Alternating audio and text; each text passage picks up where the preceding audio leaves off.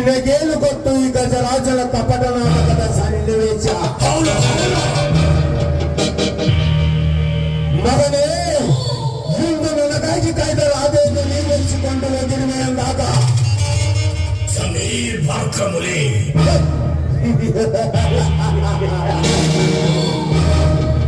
ಇದರ ಸೇಡನ್ನು ಕೇವಲ ಒಂದೇ ಒಂದು ಫೋಟೋದಿಂದ ನಿಮ್ಮ ಇತಿಹಾಸವನ್ನೇ ಬದಲಿಸಿ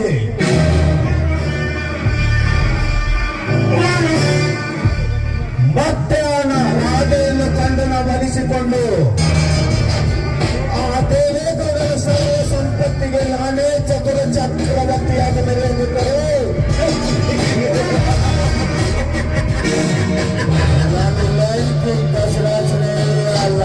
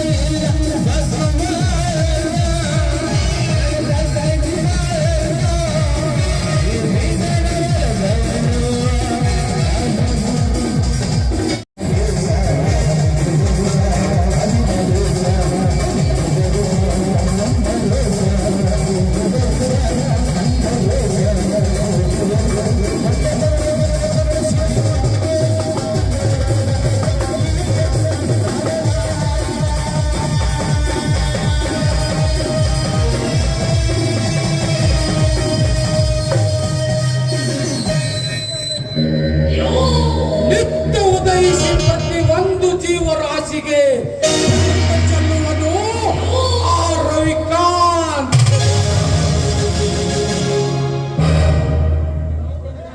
ಇಲ್ಲಿ ನಿತ್ಯ ನಡೆಯುವ ನ್ಯಾಯದ ಪರದೆ ನೋಡಿ ಅವರ ಪಾಪಕ್ಕೆ ತಕ್ಕಂತೆ ಶಿಕ್ಷೆ ಉದ್ದೇಶಿಸುವವನು ಈ ರವಿಕಾಂತ್.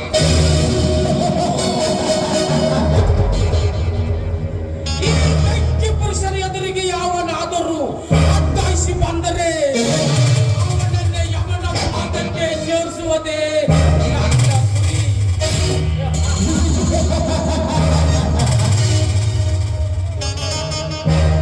ಈ ಹುಲಿ ಒಂದು ಸಲ ಕೈ ಎತ್ತಿದರೆ ಆ ಸೃಷ್ಟಿಯಲ್ಲಿ ಜನಿಸಿದ ಸ್ವಾರ್ಥಿಗಳ ಜೀವವೆಂಬ ಮರ್ದದಲ್ಲಿ ಸೇರುವುದು ಖಂಡಿತ.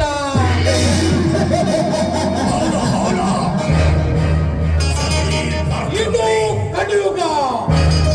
ಈ ಕಲಿಯುಗದಲ್ಲಿ ಕುಬೇರನಾಗಿ ಮೆರೆಯಬೇಕೆಂದವರು ಬಹಳ ಜನ ಇದ್ದಾರೆ. ಧರ್ಮ, ನ್ಯಾಯ, ನೀತಿ ಅಂತ ಬದುಕಬೇಕೆಂದವರು ಹಲವು ಜನ ಇದ್ದಾರೆ. ಆ ಹಲವು ಜನರ ಹಣ್ಣನ್ನು ಕಿತ್ತು ಉಳಿಸಬೇಕೆನ್ನುವುದೇ ಈ ರವಿಕಾಂತನ ಛಲ.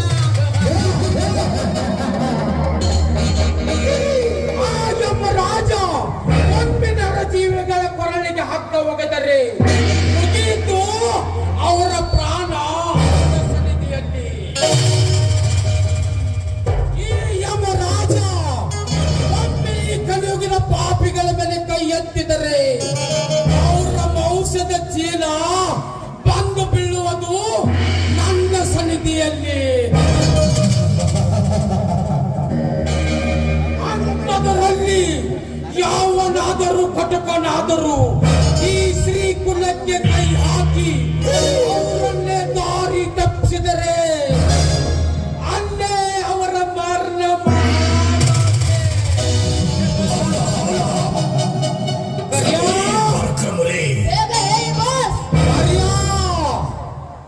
ಬರ್ರಿ ಬೇಟೆ ಆಡಕ್ ಹೋಗೋಣ.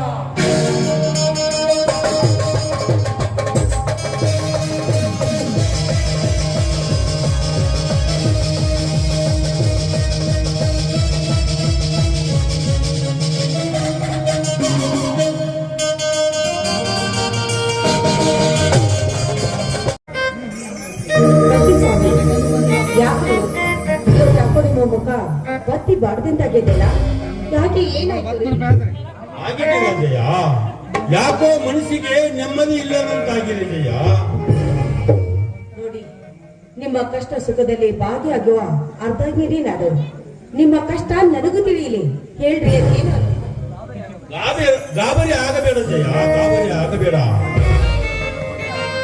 ನನ್ನ ತಂದೆ ತಾಯಿಗಳನ್ನು ಕಳೆದುಕೊಂಡ ನಾನು ನಿನ್ನ ಸಾಕಷ್ಟು ನಷ್ಟಗಳನ್ನು ಅನುಭವಿಸಿ ಜೀವನದ ಸತ್ವವನ್ನು ಕಳೆದುಕೊಂಡು ನಾನು ನಿನ್ನ ಕೈ ಹಿಡಿದ ಮೇಲೆ ಮತ್ತೆ ನವಚೇತನವನ್ನು ಪಡೆದಂತಾಯಿತು.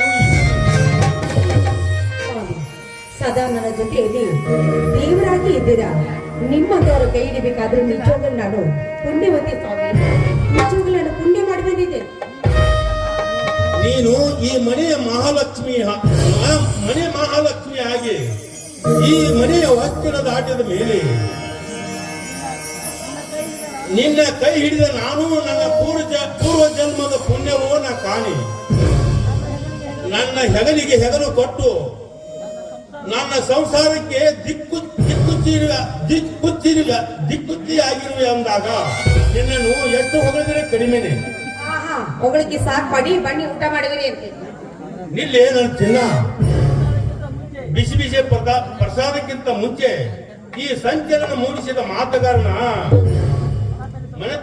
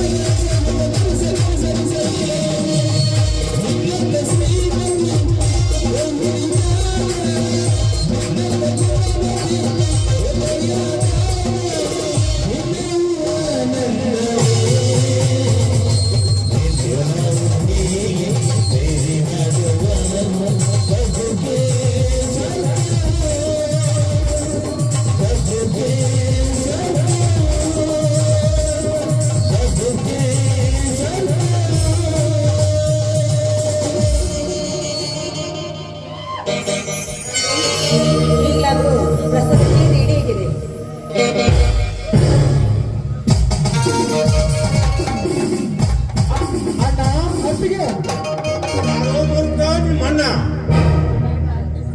ಯಾಕಣ್ಣ ಯಾರಿಗೆ ಈ ಮಾತು? ನಾನು ನನ್ನ ಮುದ್ದು ತಮ್ಮ ಕ್ರಾಂತಿವೀರ ಬಂದಿದ್ದೀನಣ್ಣ. ಬಾಯಿ ಮುಚ್ಚೋ ಅವಿವೇಕಿ. ಅಣ್ಣ ಎಂಬ ಮಹತ್ವದ ನುಡಿ ತಪ್ಪಿಸದ ನೀನು ತಮ್ಮನಲ್ಲ. ನಿನ್ನಂತವನಿಗೆ ಯೋಗ್ಯವಾದ ಅಣ್ಣನೂ ಅಲ್ಲ. ಸ್ವಾಮಿ, ನೀವು ಮನೆಗೆ ಬಂದಾಗಲೇ ನಾನು ನಿಮ್ಮ ಬಗ್ಗೆ ಅರ್ಥ ಮಾಡ್ಕೊಂಡಿದ್ದೀನಿ. ಏನಾದ್ರೂ ಒಂದು ಆಗಿರ್ಬೋದಂತ ಈ ರೀತಿ ಮಾತಾಡ್ತಾ ಇದ್ದಲ್ಲ, ಇವನು ನಿಮ್ಮ ತಮ್ಮನ ಅಲ್ವೇನ್ರಿ? ಅಲ್ಲ, ಅಣ್ಣನ ಆಜ್ಞೆಯಂತೆ ನಡೆಯುವಾತನೇ ನಿಜವಾದ ತಮ್ಮ. ಇವನು ನನ್ನ ತಮ್ಮನಲ್ಲ. ಅಣ್ಣ, ನಿಮ್ಮ ಮನಸ್ಸಿಗೆ ನೋವಾಗುವಂತ ಕೆಲಸ ನಾನೇನು ಮಾಡಿದ್ದೀನಿ ಅಣ್ಣ. ಹಾಗೇನಾದರೂ ಒಂದು ವೇಳೆ ನಿಮ್ಮ ಮಕ್ಕಕ್ಕೆ ಮುಗಿದ ಕೆಲಸ ಮಾಡಿದರೆ ಈಗಲೇ ಈ ಕೊಡ್ಲಿ ತಕ್ಕೊಂಡು ಬಿಡೋಣ ನನ್ನನ್ನು. ಅಣ್ಣ ಅಂತ ಯಾಕೆ ಬಿಡ್ತೀಯೋ ಬಾಯಿನ? ಅಣ್ಣ ಅಂತ ಯಾಕೆ ಬಿಡ್ತೀಯೋ ಬಾಯಿನ? ಇದೇ ಕಣ್ಣಿಯಿಂದ ನನ್ನನ್ನು ಕಡಿದ. ಅಣ್ಣ, ಎಂತ ಮಾತನಾಡಿದೆಯಣ್ಣ ಈ ನಿನ್ನ ಮುದ್ದು ತಮ್ಮನಿಗೆ? ಸತ್ಯವೇ ನನ್ನ ಉಸಿರೆಂದು ನಿತ್ಯ ಬಾಳು ಸಾಗಿಸಿದ ಈ ಧರ್ಮವೀರನಿಗೆ ಬಲಾತ್ಕಾರವೆಂಬ ಪಟ್ಟವೇ? ಅಣ್ಣ, ನೀನಲ್ಲದು ಈ ನುಡಿಯನ್ನು ಬೇರೆ ಯಾರಾದರೂ ನುಡಿದಿದ್ದರೆ ಅವರನ್ನು ಈಗಲೇ ಈ ಗಂಡುಗಳಿಂದ ನಿಂತ ಜಾಗದಲ್ಲಿ ಸಿಗುದು ಹೋಗಿ ಬರ್ತಾ ಇದೆ. ಆದರೆ ದೇವರಂತ ನನ್ನನ್ನ ನುಡಿ ತಪ್ಪಿ ಆಡಿರಬೇಕೆಂಬ ಸಹಿಸಿಕೊಳ್ಳುವೆ.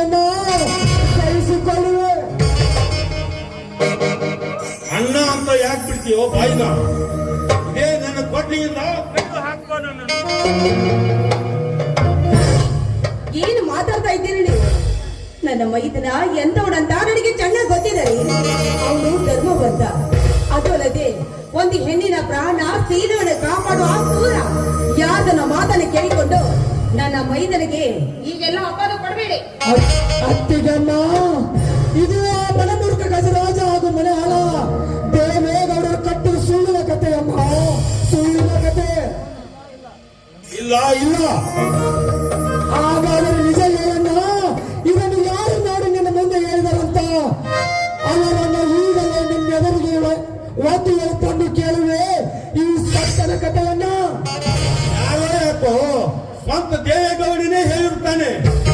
ಹಾಗಾದರೆ ಆ ದೇವೇಗೌಡ ಮಾನ ಮರ್ಯಾದೆ ಬಿಟ್ಟ ಹಲ್ಕಾನದ ಮಗ ಅಂತ ಕಾಣುತ್ತೆ. ಸಾಕು ಮಾಡು ನಿನ್ನ ಮೇಲಂತವನ್ನು. ನನ್ನ ತಮ್ಮನೊಬ್ಬ ಮಹಾ ಮೇಧಾವಿ ಎಂದು ನಾನು ನಂಬಿದ್ದೆ. ನೀನು ಇಂಥ ಹಲಕ ಕೆಲಸ ಮಾಡಿ ಊರು ಜನರಿಗೆ ತಲೆ ಕೆಳಗೆ ಮಾಡುವಂತೆ ಮಾಡಿಬಿಟ್ಟಿ. ನೀನೊಬ್ಬ ಕಾಮುಕ ಆಗಿ ಬದುಕುವ ಬದಲು ಈ ಮನೆಯಿಂದ ದೂರಾಗಿ ಸಾಯುವುದೇ ಮೇಲು. ಈ ಮನೆಯಿಂದ ದೂರ. ಅಣ್ಣ, ಪರರ ಮಾತು ಕೇಳಿ ಇಷ್ಟೊಂದು ಕಠೋರವಾಗಬೇಡಣ್ಣ ಈ ನಿನ್ನ ಮುದ್ದು ತಮ್ಮನ ಮೇಲೆ. ಬೇಡ ನನಗೆ ಅಣ್ಣ ಎಂದು. ನೀನು ಈ ಮನೆಯಿಂದ ದೂರಾಗಿ ಸಾಯದಿದ್ದರೆ ನಾನೇ ನಿನ್ನ ಕಣ್ಣೆದುರಿಗೆ ನೀನೆ ಹಾಕಿಕೊಂಡು ಬೇಡಣ್ಣ, ಬೇಡ. ಪರರ ಮಾತು ಕೇಳಿ ಎದುರು ಸಾಯುವುದು ನಿಜವಾದ ಗಂಡಸಿನ ಲಕ್ಷಣವಲ್ಲ, ಅದು ರಣ ಹೇಡಿಗಳ ಲಕ್ಷಣ. ಅಣ್ಣ, ಶಾಂತ ರೀತಿಯಿಂದ ನನ್ನ ಮಾತನ್ನು ಕೇಳಣ್ಣ. ಗಜರಾಜನ ಮಾತಿಗೆ ಕಿವಿ ಕೊಟ್ಟು ಮಾನಹೀನನಾಗಿ ದೇವೇಗೌಡ ನುಡಿದನಲ್ಲ, ಅದೆಲ್ಲವೂ ನನ್ನ ಆತ್ಮ ಸಾಕ್ಷಿಗೂ ಸುಳ್ಳನ್ನು ಸುಳ್ಳು. ಅದೇ ಗಜರಾಜ ಆ ರಾಜಗಳನ್ನು ಒಲಿಸಿಕೊಳ್ಳಬೇಕೆಂಬ ಹಂಬಲದಿಂದ ಅವಳ ಮಾನ ಹಾಳು ಮಾಡಲು ಹೋಗಿದ್ದ. ಅವಾಗ ನಾನೇ ಅವನನ್ನು ಒತ್ತಿ ನಡೆಸಿ ಆ ರಾಧಿಕಳ ಮಾನ ಪ್ರಾಣ ಕಾಪಾಡಿದೆ. ಅದಕ್ಕೆ ಆ ಗಾಯಗೊಂಡ ಗದ ಸರ್ಪ ಇಂಥ ಕುತಂತ್ರ ನಡೆದಿದ್ದಾನೆ. ಅಣ್ಣ, ನೋಡ್ತಾ ಇನ್ನು ಕೆಲವೇ ದಿನಗಳಲ್ಲಿ ಇದರ ಸತ್ಯತೆ ಏನೆಂಬುದನ್ನು ತೋರಿಸಿ ಮತ್ತೆ ಈ ಮನೆಗೆ ಕಾಲಿಡ್ತೀನಿ. ಅಣ್ಣ, ನಮ್ಮ ನಾನು